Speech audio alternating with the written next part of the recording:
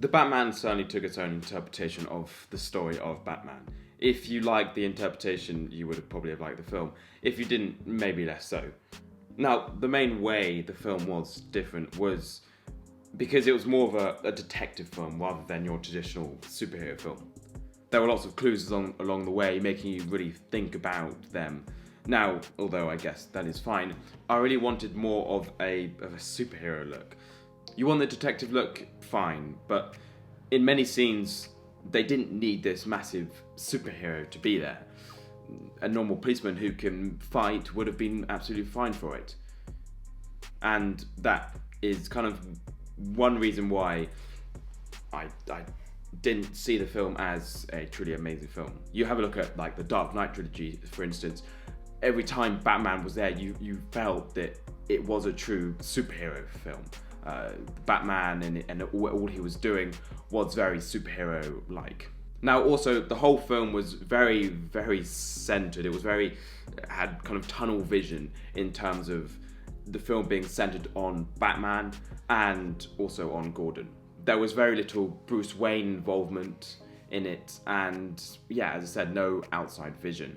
Again, if you kind of look at the Dark Knight trilogy, a lot of it was centered on Bruce Wayne and his lifestyle, him, and just everything around that, just as much as he was Batman. Now, this whole theme of this kind of tunnel vision and being very centered on Batman would definitely have to be a subjective thing for if you like it.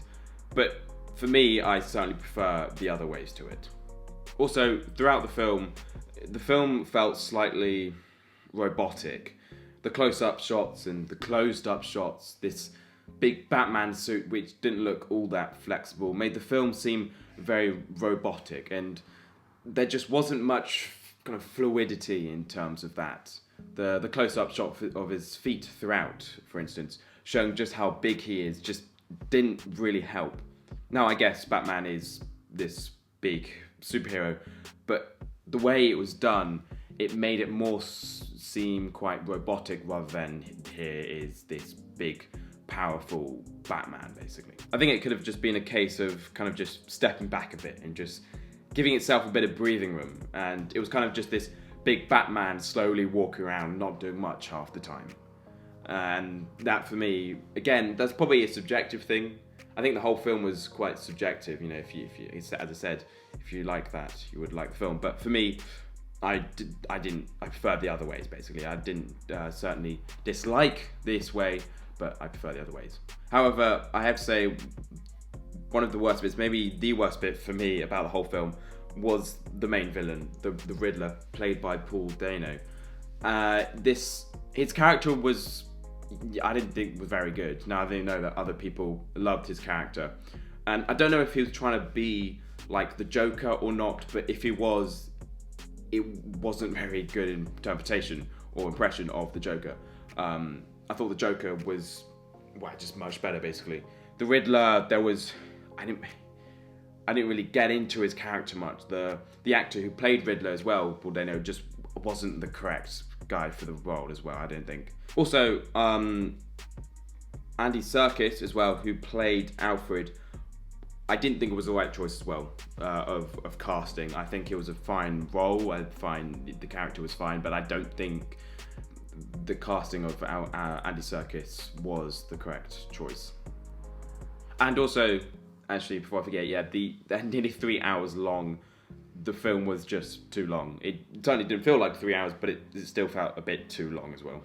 Having said these cons, though, the film was not that bad at all. In fact, it was pretty good, I have to say. I wouldn't say truly amazing, though, but good nonetheless. First of all, the score was truly amazing. Nearly on par with Hans Zimmer's score of the Dark Knight trilogy.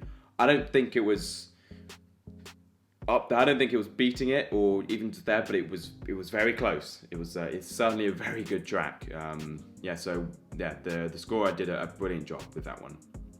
And also the cinematographer, Greg Fraser, did a brilliant job once again. I love his cinematography. He's done the likes of Dune, and he really lights the place very well. And you can even just see straight in the trailer how good the cinematography is going to be. It's very, very good cinematography. The action scenes were really exciting and big, and Robert Pattinson did a brilliant, superb job of playing Batman. The action scenes, well, first of all, I really liked how we actually just saw him doing a lot of hand-to-hand combat. That's kind of how Batman is it's a superhero. He can fight, and he never lets anyone win. And to finally see him actually do a lot of fighting, hand-to-hand combat, which we didn't see a whole lot in the Dark Knight trilogy, was something I really, really loved about that. Also, Catwoman, played by Zoe Kravitz, was just brilliant. And Jeffrey Wright, also as Jim Gordon, also did a fantastic job, really helping, and he really worked well with Batman. I really, really liked that pair. Overall, though, was it a good film? Yes to Justice League, Batman v Superman, but then I think any film can be better than those two. And also Dark Knight Rises, just name a few Batman films. However, I would say no to Batman Begins, and I would also say no to The Dark Knight. I think Dark Knight is still the best Batman film out there. Probably one of the best superhero films as well. The film was definitely good though, and I definitely enjoyed it. It was good, and I enjoyed it, but I wouldn't say it was amazing. I think the cons about it, I think, could have definitely been improved. As said though, the film was very different to any other Batman we've seen before. The interpretation of Batman was truly very different. It wasn't your traditional superhero film, as I said. It was more of a detective film. So I think it's quite a subjective opinion to the extent of how much you actually like the film or not.